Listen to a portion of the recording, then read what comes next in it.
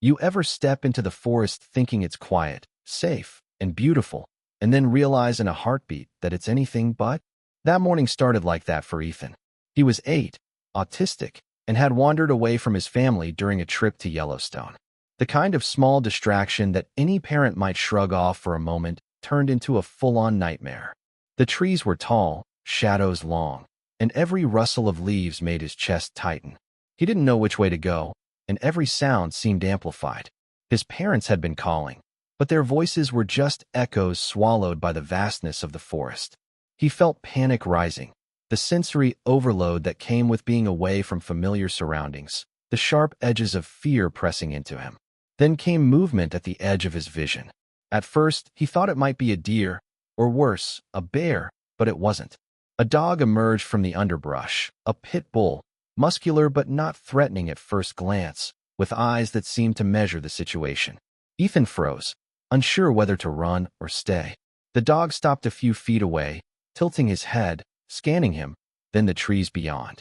Ethan's instinct told him to be scared, but the dog didn't bark aggressively. Instead, it lowered its body slightly, almost as if it understood he was frightened. The pit bull wasn't anyone's hero yet. He'd been abandoned multiple times, left at shelters, passed over for adoption after adoption. Most people assumed he was aggressive or untrainable. But this morning, something inside him shifted. His instincts told him that this little human was in trouble, vulnerable, alone. The bond between Ethan and the dog hadn't existed yet, but it was forming in real time, in a way that neither fully understood. As the dog cautiously approached, Ethan's attention snapped to a deeper sound, the crunch of heavy steps over the dried leaves. His eyes widened. There it was, a grizzly bear, massive, lumbering, its eyes locked onto him. Ethan's body tensed, every instinct screaming to run, but he froze, paralyzed by fear. The dog growled low, warning the bear, and stepped slightly in front of Ethan, bracing itself. For a moment, Ethan couldn't breathe. The bear was real, massive, and closing in, and the only thing between him and immediate danger was this dog that nobody wanted, that people had assumed was worthless. Ethan's mind raced.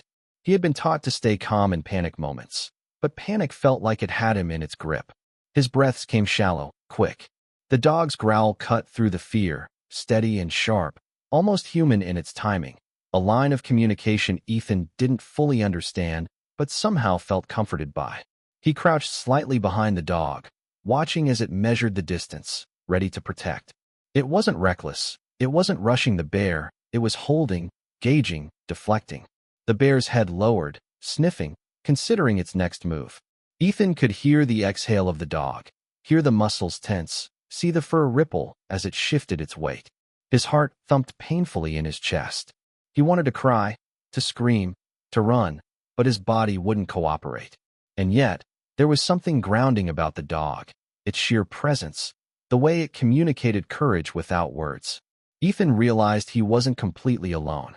Suddenly, the bear lunged, not fast enough to strike immediately, but with lethal intent. The dog leapt sideways, growling and snapping, forcing the bear to redirect. Ethan cried out instinctively, but the dog's movement was precise, protective. Every leap, every bark, every shift in stance was calculated to shield him.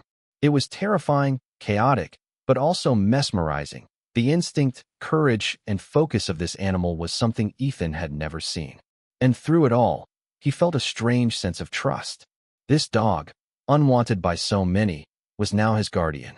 The bear circled, growling, its attention never leaving the child. Ethan felt tears burn in his eyes, a mix of fear and awe. The dog's ears flicked, its tail stiffened, every muscle attuned to the threat, yet it never left Ethan's side.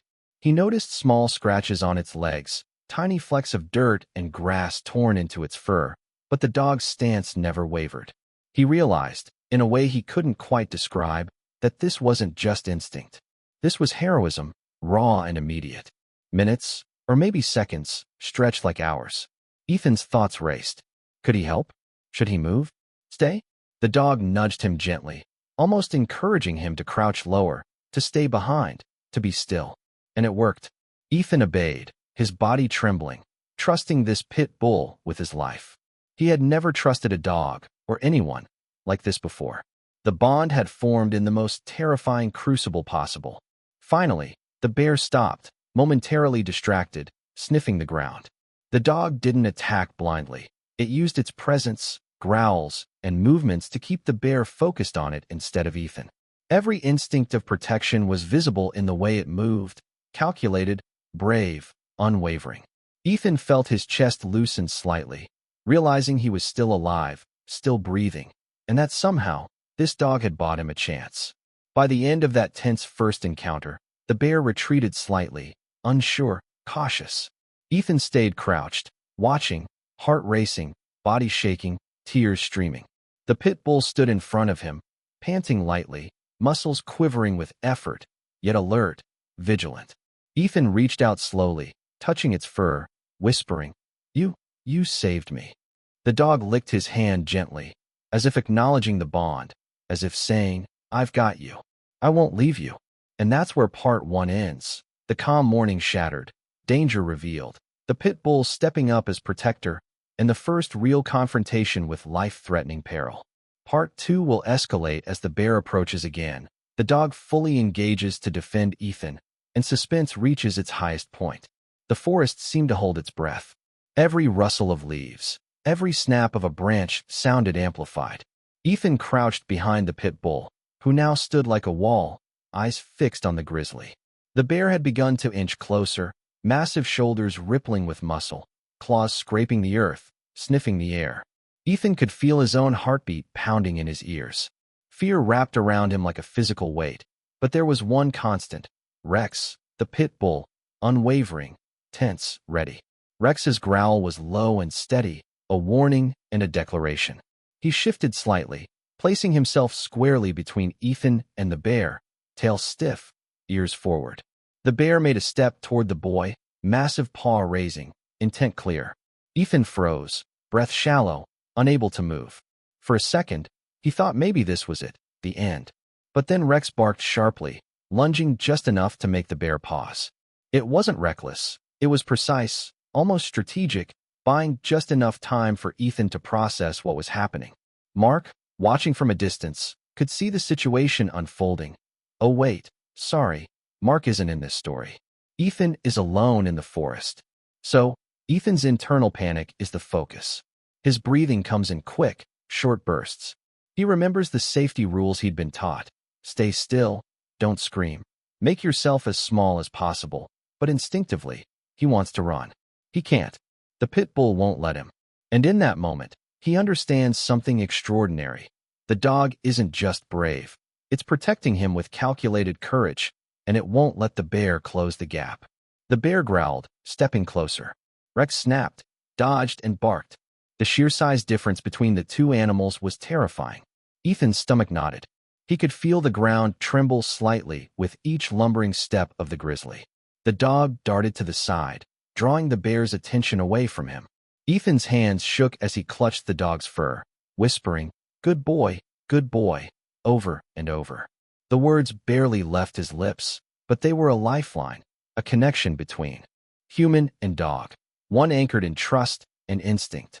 The grizzly made its first full charge. Massive, unstoppable, and terrifying. Rex met it with everything he had, leaping to the side, snapping at the bear's muzzle, barking with a force Ethan hadn't known a dog could summon. The bear swiped, claws narrowly missing, and Ethan flinched violently. Dirt kicked up around them. Leaves and twigs flew in all directions. The sound of snapping branches, growls, and barking filled the clearing. Ethan's heart felt like it would burst.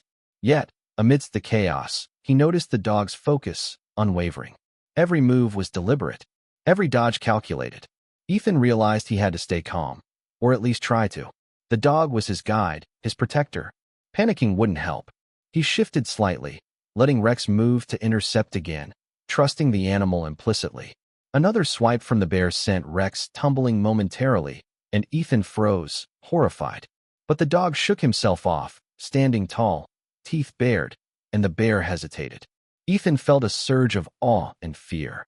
This pit bull, unwanted, abandoned, had become something heroic, something that could defy expectation and reason. Time stretched. Minutes felt like hours. The bear lunged again, but Rex dodged with remarkable agility, barking, circling, distracting the predator just enough. Ethan could see scratches forming on Rex's legs, bits of dirt and twigs tangled in his fur, but the dog never wavered. Not a single hesitation. Ethan felt a deep, emotional surge, gratitude, awe, and relief all tangled together. He whispered to himself, "I've never trusted anyone like this before, never." The bear, frustrated, tried to flank them, moving to one side. Rex adjusted instantly, repositioning between Ethan and the bear, growling, snapping, barking, drawing the bear back. Ethan took the cue. He remembered instructions, slow movements, no sudden gestures. He inched backward, letting the dog guide him, every muscle tense. The synergy between boy and dog was remarkable, instinctive, almost miraculous. Another charge from the bear. This time, Rex leapt forward aggressively, snapping at the bear's face, teeth bared, eyes blazing. The bear recoiled, swiping at the air, and Ethan seized the moment to crawl slightly to a safer spot, staying low. His heart was hammering. His stomach twisted with fear. But there was a strange, powerful calm within him as well, grounded in the courage and protection emanating from the dog beside him. The bear paused. It was massive, intimidating, powerful, but Rex had held its attention for long enough. Ethan could see the tension in the predator's posture, the indecision in its eyes.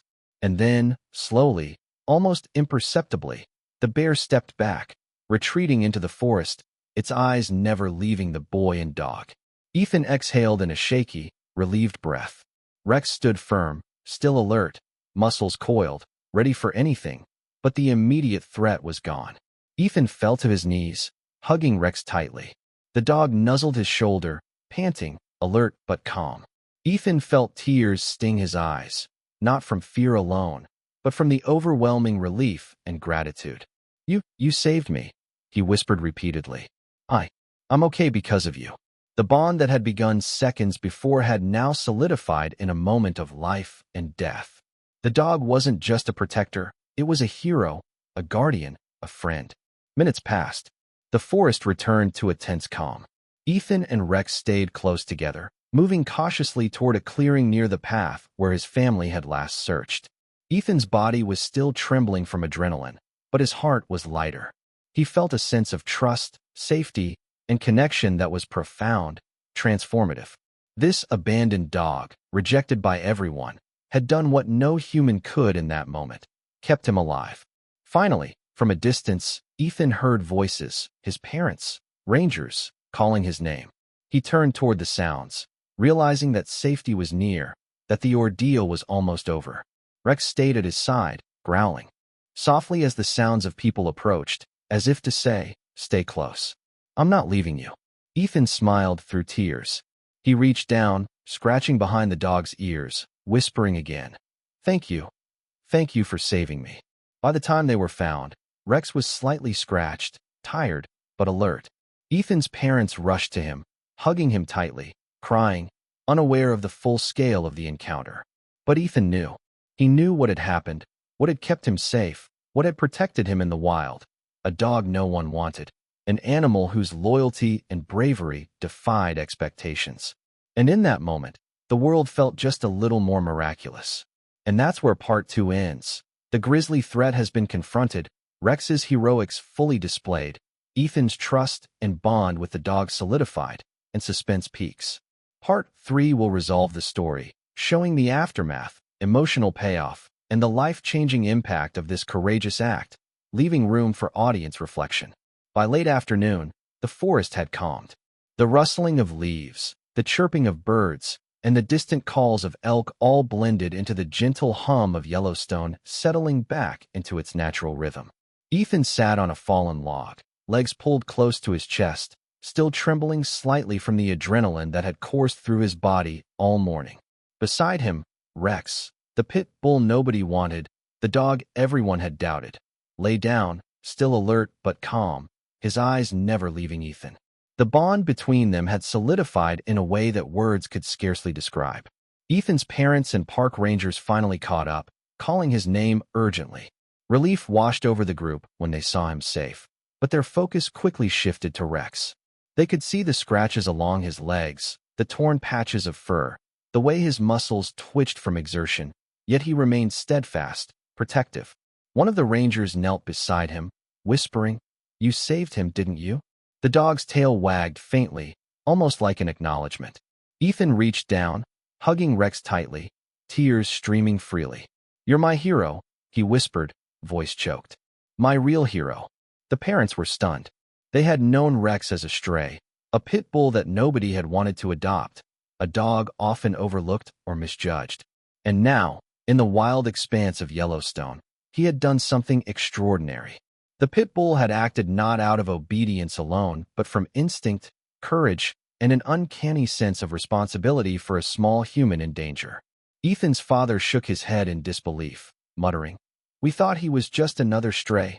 We were wrong." The rangers guided Ethan and his parents back toward the trailhead, ensuring that Rex stayed close, never letting the boy out of sight. The pit bull moved like a shadow beside him, vigilant, protective, unwavering. The journey back was slow. Every step of the way, Ethan clung to Rex, finding comfort in the dog's presence, the steady rhythm of his breathing, the warmth of his fur.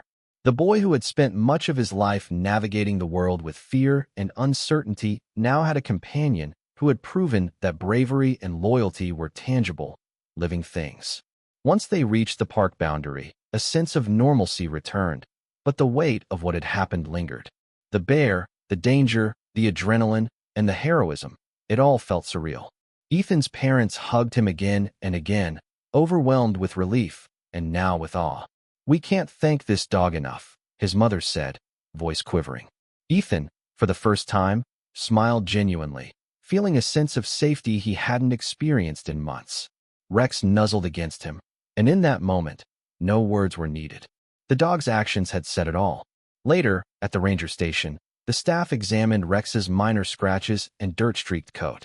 They treated him gently, offering water and snacks, while Ethan recounted the ordeal, his words slow but deliberate, careful to communicate the fear and courage he had witnessed. The story was almost unbelievable. The pit bull, unwanted, abandoned, facing down a grizzly bear to protect a vulnerable child. It was the kind of tale that seemed too heroic to be true, yet every detail Ethan described rang true with authenticity and emotion. Rex didn't seek praise. He didn't bark or demand attention. He simply stayed by Ethan's side, calm and watchful, embodying the quiet heroism that humans sometimes only dream of. And the people around them, the parents, the rangers, even bystanders who had heard of the story, began to understand something profound. Heroism doesn't always wear a uniform. It doesn't always appear in the expected forms. Sometimes, it comes on four legs, in fur and instincts, in loyalty and courage that defy expectation. The boy and the pit bull walked back to the cabin later that evening, the sun sinking low behind the mountains, casting a golden glow over the trees. Ethan's parents finally decided that Rex would be theirs, officially. They had initially been hesitant, judging the dog by its breed, by its past. But the events of that day had shattered any doubts. The dog that nobody wanted had become their son's savior, protector, and companion. They named him officially, gave him a bed inside, treats, and love that he had never known. And Ethan? He finally had a sense of security, a living proof that courage and loyalty existed in the world, tangible, unwavering. Sitting on the porch later, Ethan stroked Rex's head gently. He thought about the grizzly, the danger, the fear that had gripped him that morning. And yet, he also thought about the dog, the way he had stood firm, assessed the threat, and acted with purpose. Ethan's mind, often clouded by anxiety, confusion, or sensory overload, felt clear for the first time in months. There was a lesson here, one about trust, courage, and the extraordinary ways in which love and loyalty manifest. And while the danger was over for now, the story didn't end there. Ethan knew that Yellowstone could be unpredictable, that life could present challenges at any time. But he also knew this. He wasn't alone. Not now, not ever. Rex had proven that, and the boy carried that knowledge, that comfort, in his heart. The pit bull had given him more than safety. He had given him confidence, trust, and a connection that was deeper than most people could understand. As night fell, stars twinkling over the mountains, The boy and the dog rested together. The forest was quiet, but the echoes of heroism lingered, invisible yet palpable. And in that quiet, viewers watching the story on YouTube would be left with a question. What would you do if someone, or something, risked everything to protect you? How far would loyalty carry you? The story, while concluded in action, opens up space for reflection, debate, and admiration. Exactly what makes it shareable and impactful. And so part 3 closes. Ethan is safe. The pit bull has proven himself heroic. The parents recognize the extraordinary courage of an animal nobody wanted, and the story leaves the audience inspired, emotional, and ready to engage. It's a tale of bravery, trust, and unexpected heroism that resonates far beyond the wilderness of Yellowstone.